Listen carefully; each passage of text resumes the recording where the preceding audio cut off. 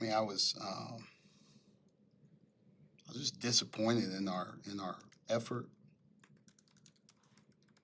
Really, just our effort level to start the game in the first half.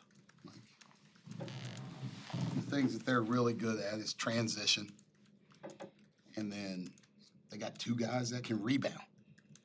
O'Meara rebounds, Matthew Cleveland rebounds, and like we treated O'Meara like he had some disease that we didn't want to get close to. We'd get sick, and we just let him operate and do whatever he wanted to. And then Matthew Cleveland's in there getting offensive rebounds to start the game, and that set the tone for what happened. And that's what it was. Like, thought the dudes that played in the second half really competed, really battled, really fought. And that's why I just rolled with them. That small lineup maybe run out of gas after the 9-minute mark when you're up 3. And Absolutely. And there was no thought in maybe bringing Keva or Kerry back? Zero thought. None. Because they were going small, or the effort was better with that core group? I'll stick with the dudes that are going to give me the effort that I want.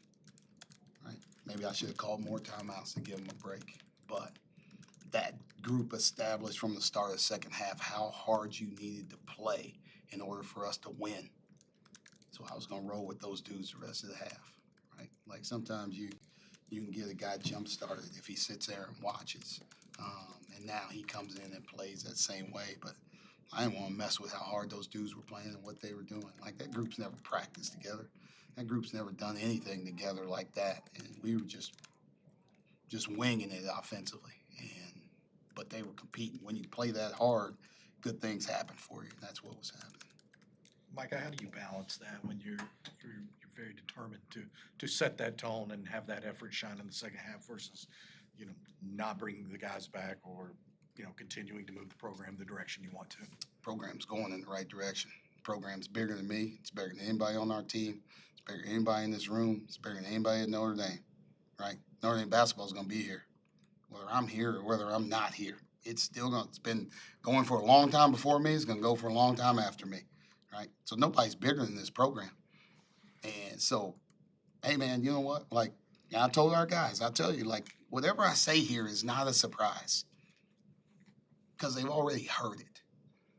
I would rather lose with the dudes that are going to play the right way and they're going to build this culture than win with somebody that's not, like, doing it the right way, right?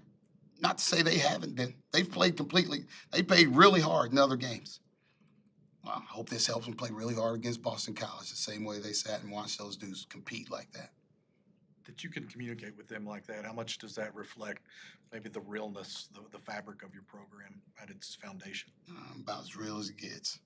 There ain't nothing fake, there ain't nothing phony about me, man. Like, I wear my heart on my sleeve and I'll tell you how I feel, right? Ain't no way about it. Ain't no way to beat around the bush, right? Why? Why lie? Keep somebody happy, right? Like, people need to be held accountable. They need to be told how they can get better. If they don't like it, I'm sorry, but I'm not trying to punish somebody. I'm trying to make people better. I'm trying to make this program better. I'm trying to make people better as individual players as well, right? You got aspirations to play here. Like, I'll sit and watch and listen to these press conferences in the NBA. Greg Popovich talking about the fundamentals, right? Monty Williams talking about these guys haven't been held accountable before they got here. I'm trying to help them. I'm trying to help our guys be a step ahead of the other people that aren't being held accountable. So if I got to do it and be the bad guy, then I got to do it and be the bad guy. But I'm helping my guys. I'm helping them. They'll be better for this. Micah, you say you're holding them accountable. What are those conversations like? What are you saying? There wasn't much conversation. There will be tomorrow. Will be after this, right? Like, but also, like, film doesn't lie. Like, I can go back and show you the difference, right? Like, you have all the ability in the world, but if you don't compete at the same level, it doesn't matter, right? Like, why is Julian Roper blocking Norshad O'Meara at the rim? And he's 6'2" or 6'3". That ain't nothing but heart and compete, right? That's all I want. That's all I'm asking for. When you compete like that, good things happen for you. When you don't, nothing good happens for you. So, yeah, those are going to be tough conversations, but it's needed. It's needed for all of us. Do you think they learned anything from letting a good early second half slip away from them? No, not really. We should have played that way in the first half. So that's start of it. They scored 37 points in the first half. People were scrapping and clawing to get 37 at the 10-minute mark of the second half against us. They were comfortable, and they were comfortable from the start of the game, because we didn't come out with the intensity defensively or on the glass that we needed to have. Um, what they'll learn is, I guess, this dude ain't playing around. If he says, I'm not gonna play you, I ain't gonna do it. I ain't going back on my word. Like, if you're not doing what you're supposed to do, you're not playing as hard as you can play, then you'll sit and watch, right? Sometimes the bench is a great motivator. Like, you ran out onto the court when Tay Davis went down, committed a turnover as a media timeout. It seemed like you're animated talking to him. What was that conversation? What were you trying to point out to him? Those are things that, our basketball IQ needs to keep growing as a team, right? Like, I didn't want that moment to pass. It happened twice in the second half. The first time it happened, I talked about it in the timeout huddle, right? We weren't recognizing who was getting switched on to who and what we were trying to do, right? So now, here comes the opportunity again, only minutes later, and we still don't see it, right? That's where we have to grow as a group. So I wanted to get him. I wasn't mad at him. Right. I was just trying to get him right away to talk to him about before it left his mind what just happened. I wanted to try and show him, here's what you should be looking at in that instance. This is what we talked about in the timeout a few minutes ago, and we got to put it into action, right? That's what a young team. Sometimes we struggle to do, things that are obvious to me. I can't play. I can't get by anybody anymore. I ain't making no shots. But I got to help our guys be better and see it and recognize it. Michael, how much is it still a teaching moment when you have to talk to Keba and Kerry about their effort, or players in general, and how much of that is still, at this point in the season, is still trying to challenge them, or just teach them? It's a little bit of both, right? Kevin and Kerry are 19 and 18 years old. Right? I know what I was doing. I was 19, 18. We don't want to talk about that. There were a lot of teachable moments, right? Like, for me, they're all teachable. These dudes could come out and play the greatest game ever against Boston College.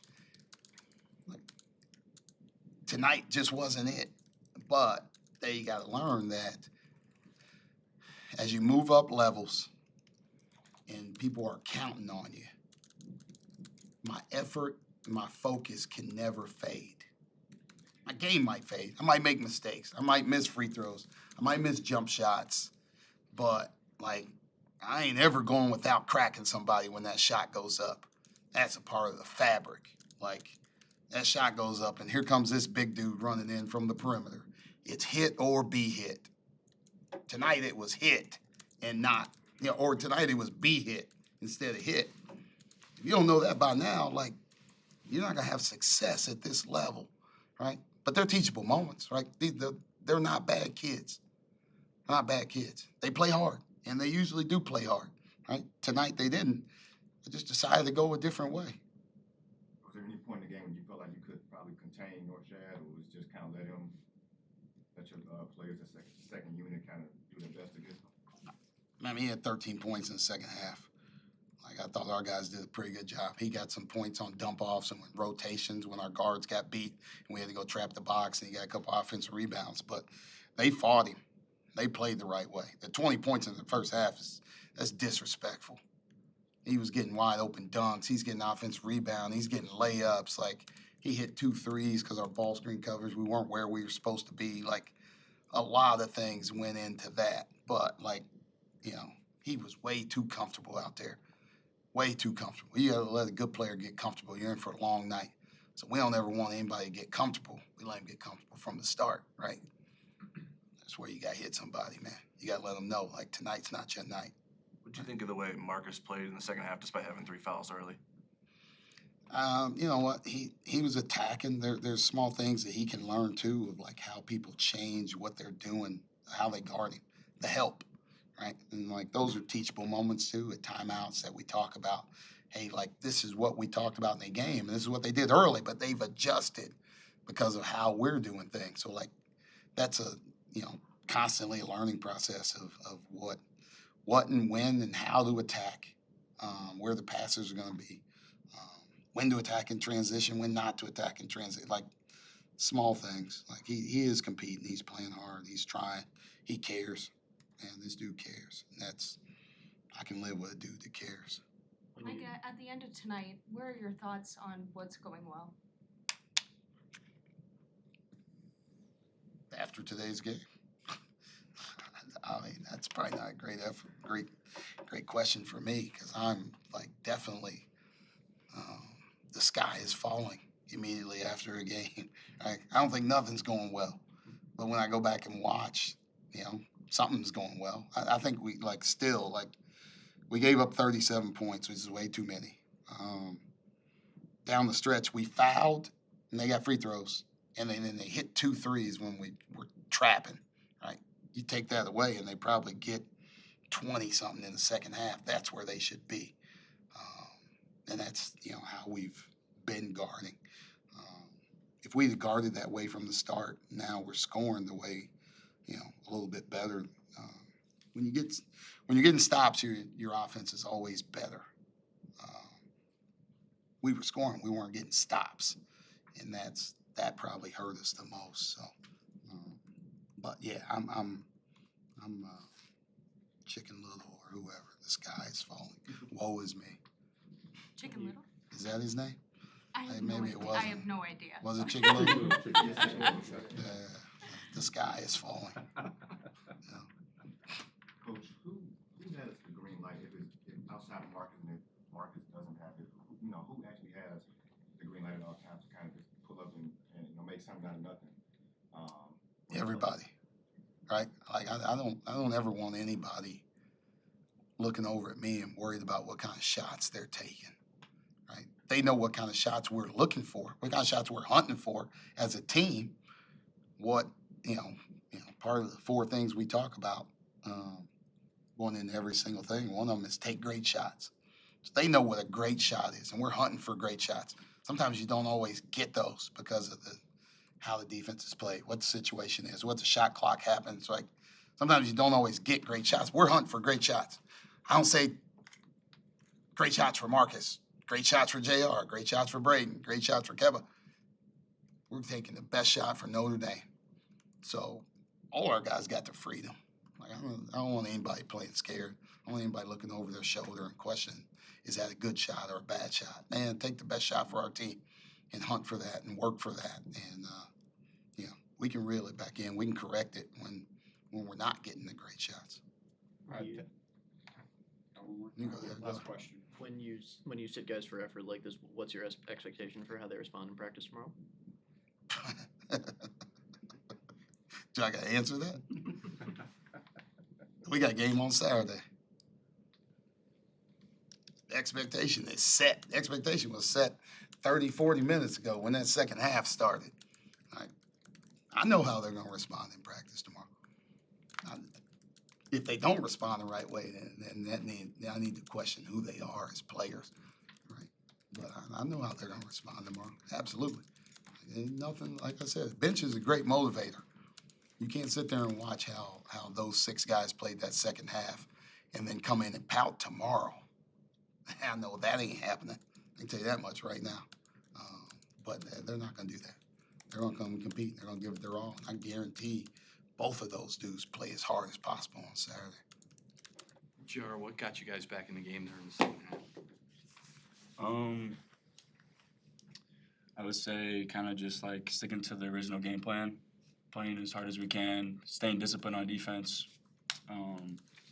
We were getting good looks on offense, and we just had to, take the looks that we kept getting, and our shots were falling. Start the second half, so that was key for us. Logan, what did the small lineup do for this team? I think it just made us fight in the second half. I think we knew that we had to come together after that first half and just battle. I mean, we knew coming out in the second half, we haven't been great in recent games, and I think when we went to the small lineup, we knew that we got to change that trajectory, and I think we came out with the small lineup and just battled really hard. So. JR, what did you feel like went wrong when Miami was going on that 17-2 run at the end? At the end of the game? Yep. Yeah, I don't know honestly. I think it just goes back to just like playing hard. You know, they were hitting shots. I think they made like 2 transition threes with like 2 minutes to go. I mean, nothing you can really do about that. Everyone out there was just playing their heart out. I think some of the guys ran out of gas there, but no, I mean, I'm proud of the way we fought second half, and then them going on the run is just that's just them playing good basketball. So. When JR, when these losses kind of mount like this, how do you stay in it? How do you guys not get down and keep fighting? Yeah, you know, I think our team chemistry has grown a lot, and kind of like staying together outside of basketball has been key for us. You know, all the guys I think have done a better job. You know, like hanging out, and like everyone kind of trusts each other outside of basketball. So as long as we can just keep trusting each other and keep working in the gym every single day during practice and all that, you know, I think we're getting better every day. What did you guys learn tonight? We can battle with anybody. As long as everyone just stays disciplined, we stick to the game plan, we can play with anybody. Yeah, just staying disciplined. I mean, it's gonna take 40 minutes of effort and hard work. I think like we showed that in the second half. Like when we put it all together, we can compete with anybody. So. For either of you guys, what did the longer like halftime, you know, I'd say it a warm, call it a warm up, it was more like a practice, help at all with the start of the second half?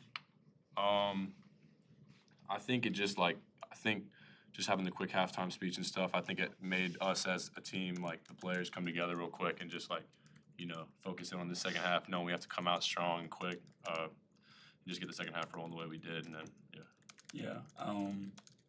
One thing that was said during halftime was those 20 minutes are behind us. We have to focus on the next 20, and that's kind of just what we had to do out there. Just play as hard as we could. We kind of got tested, so we had to take that and then go out there and play.